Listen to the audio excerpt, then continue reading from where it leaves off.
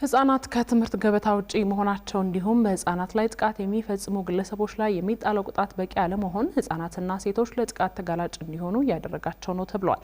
ይህ የተባለው በህጻናት ላይ የሚፈጸሙ ጥቃቶችን መከላከልና ምላሽ መስጠት ላይ በተከናወኑ ተግባራት ዙሪያ ባተኮረው የውይይት መድረክ ላይ ነው። መድረኩ ትላንት ሲከፈት ሰላማዊት ጌታሰው ተገኝታ ነበር። ዝርዝር አላት። ብሩክ ይርጋ ያቀርበዋል። በዓለም አቀፍ ደረጃ በአውሮፓውያኑ 2024 በኮሎምቢያ ቦጎታ የህፃናት ጥበቃ ስርዓቶችን ለማጠናከርና በህፃናት ላይ የሚደርሱ ጥቃቶች ማህበረሰባዊ ኢኮኖሚያዊ ተጽዕኖችን ለመፍታት እንዲሁም የህፃናትን ጥቃት ለመከላከልና ምላሽ ለመስጠት ቃል ከገቡ ሀገራት መካከል ኢትዮጵያ አንዷ ነች። ይህን ተከትሎ የ35 ሀገራት ተወካዮች የተገኙበትና በህፃናት ላይ የሚፈጸሙ ጥቃቶችን መከላከል እንዲሁም ምላሽ መስጠት ላይ በተከናወኑ ተግባራት ላይ ያተኮረ የውይይት መድረክ ትላንት በአዲስ አበባ ተጀምሯል። በመድረኩ ላይ የሴቶችና ማህበራዊ ጉዳይ ሚኒስትሯ ኤርጎጌ ተስፋዬ ከቦጎታ ቃል ኪዳን በኋላ የኢትዮጵያ መንግስት የቅድመ ልጅነት እድገት እንክብካቤ ማዕቀፍን ለማሳደግ ሚኒስቴር መስሪያ ቤቱ የተለያዩ ስራዎችን እየሰራ ቢገኝም አሁንም ክፍተቶች መኖራቸውን ተናግሯል። ግጭት፣ መፈናቀል፣ ድህነትና በአየር ንብረት ምክንያት የሚከሰቱ ቀውሶች በሚሊዮኖች የሚቆጠሩ የአፍሪካ ህጻናትን ለጥቃትና ለብዝበዛ ተጋላጭ እያደረጉ ይገኛሉ። ለዚህም በመንግስታት፣ በሲቪል ማህበረሰብ ድርጅቶች፣ በግሉ ዘርፍና በማህበረሰቦች መካከል ዘላቂ የሆነ ትብብር መፍጠርና በጋራ መስራት ያስፈልጋል።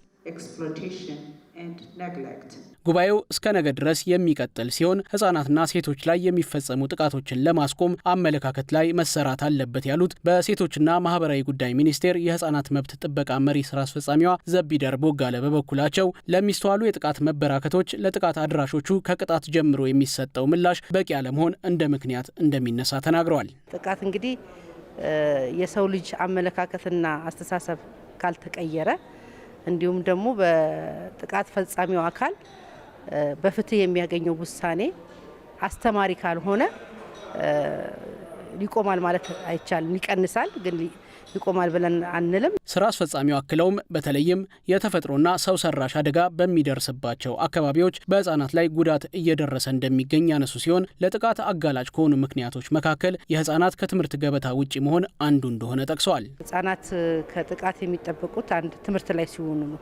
ከትምህርት ቤት ውጭ የሆኑ ህፃናት ለጥቃት የተደረጉ ነው የሚሆኑት። ከአቅም በላይ ከሆነ በሆነ ምክንያት ደግሞ ከትምህርት ቤት ውጭ የሚሆኑ ህፃናት አይኖሩም ማለት ይቻላል አይቻልም፣ ይኖራሉ። እነኛን ደግሞ በቀጣይ በተለያዩ የአማራጭ የትምህርት ስርዓቶች ወደ ትምህርት እንዲገቡ የማድረግ ስራን እየሰራን ያለን። በመድረኩ የአፍሪካ ህጻናትን ወክላ የተገኘችውና የኢትዮጵያ ህጻናት ፓርላማ አባል የሆነችው ኢክራም ሲራጅ ኢትዮጵያ በተለይ በግጭት ወቅት ለትምህርት ዘርፉ ከለላ እንድታደርግ የሚያደርገውን ህግ እንድትፈርም ጥያቄ እየቀረበ እንደሆነ ተናግራለች። ጥቃት ሁልጊዜ ጾታዊ ብቻ አይደለም።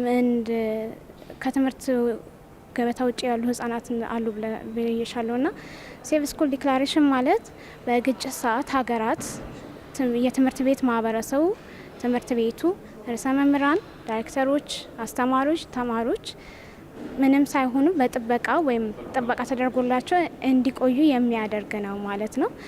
ያንን የትምህርት ሚኒስቴር አልፈረመም፣ ወይም እንደ ሀገር ኮሚትመንት ስለሆነ የሀገራችንን መንግስት አልፈረመም።